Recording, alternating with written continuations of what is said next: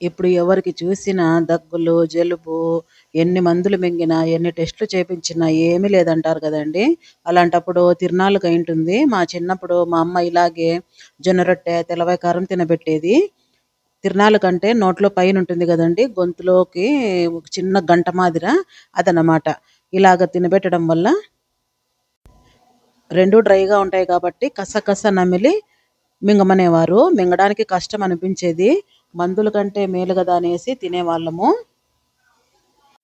తొందరగా తగ్గిపోయేదనమాట. ఇక్కడొచ్చేసి నేను తెల్లవాయి కారం గాకుండా చౌడేకాయ తాలింపు జేస్తున్నాను. జొన్న రొట్టెలకి మంచి కాంబినేషను. అన్నీ ఇలాగ ఒలిచిపెట్టుకున్నాక, ఉడకబెట్టేసుకొని, ఉడికించుకున్నాక, నీళ్ళొంచేసి చల్లార్చుకున్నాక ఇలా తిరవాత వేసుకోవాలి.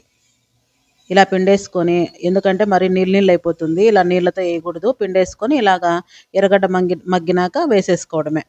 ఇక్కడ నేను చూపిస్తున్న విధంగా కొబ్బెరను, తెల్లవాయి కొంచెం తెల్లవాయి ఎక్కువ కొట్టేసుకుంటే చానా బావుంటుంది టేస్టు.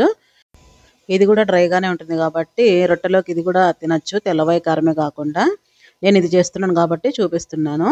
మీకు నచ్చిందనుకుంటున్నాను. మరిన్ని మంచి రెసిపీస్‌తో వస్తుంటాను. సబ్స్క్రైబ్ జేసుకోండి. Thanks for watching.